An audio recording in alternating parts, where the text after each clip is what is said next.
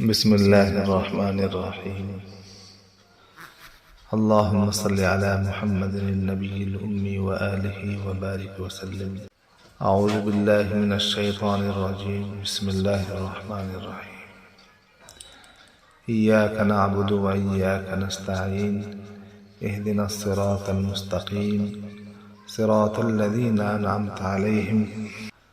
آج کی گفتگو کا موضوع ہے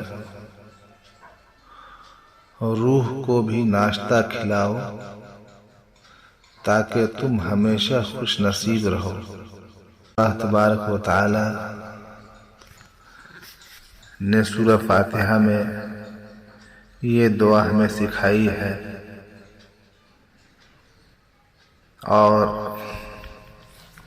اس طریقے سے اپنی بارگاہ میں سوال اور مناجات کا حکم دیا ہے۔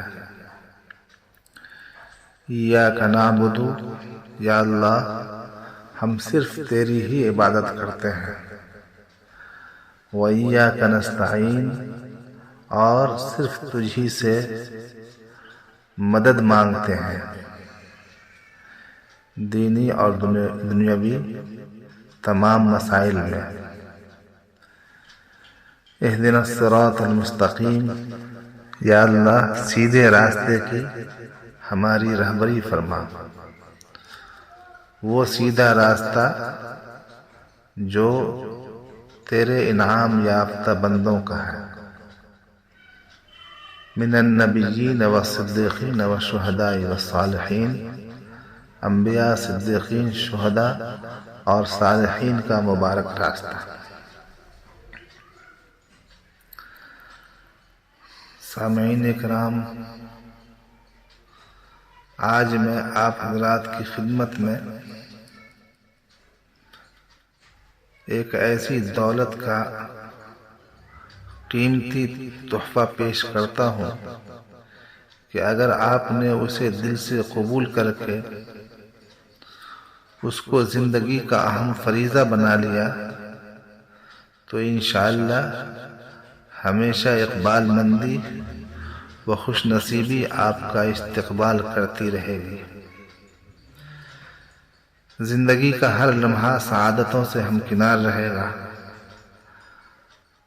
ہر پل مسرت و فرحت اور ہر آن حیات تازہ کی روح افزا قسط نصیب ہوگی۔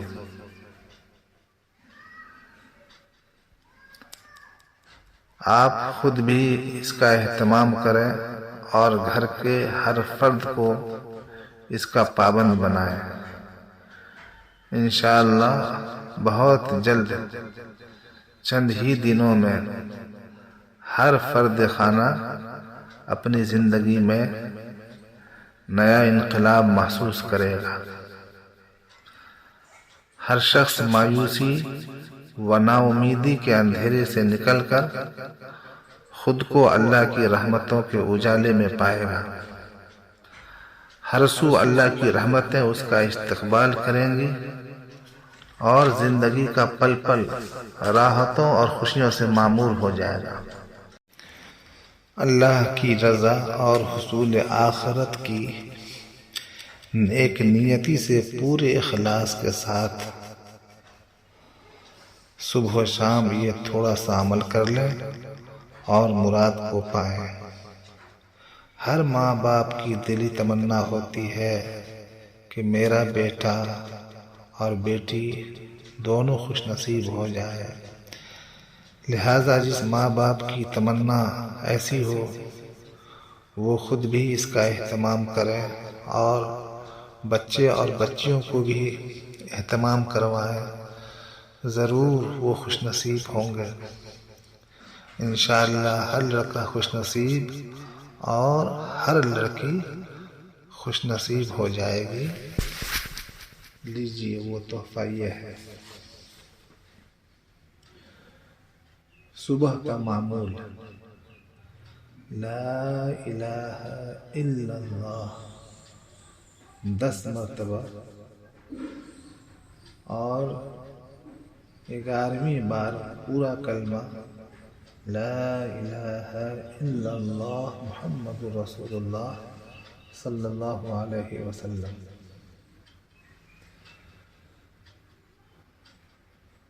نمبر 2، استغفر اللہ ربی من کل ذنب واتوب الیہ، 11 بار۔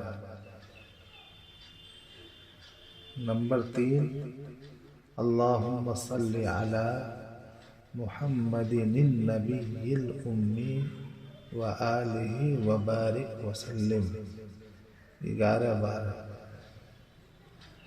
نمبر 4، سورہ اخلاص، سورہ فلق، سورہ ناس 3 بار۔ یہ عمل فجر کی نماز سے پہلے یا فجر کی نماز کے بعد خود بھی کریں اور بچوں سے بھی کروائیں۔ یہ صبح کا معمول ہو گیا۔ اور شام کا معمول سیم یہی ہے، اس میں تھوڑا سا اضافہ ہے۔ لا الہ الا اللہ 10 بار پڑھیں اور 11ویں بار پورا کلمہ لا الہ الا اللہ محمد رسول اللہ صلی اللہ علیہ وسلم پڑھیں۔ اس کے بعد استغفر اللہ ربی من کل ذنب واتوب الیہ 11 بار پڑھیں۔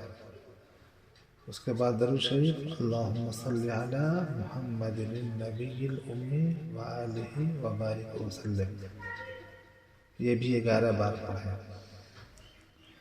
سورہ اخلاص، سورہ فلق، سورہ ناس 3 بار پڑھیں۔ اور عشاء کی فرض نماز کے بعد 2 رکعت سنت، 2 رکعت تہجد، 3 رکعت وتر واجب پڑھیں۔ اب میری نصیحت سن لیجیے، جو شخص ان معمولات کو بلا ناغہ پابندی سے پڑھے اور ساتھ ساتھ پنجگانہ نماز کا بھی اہتمام کرے،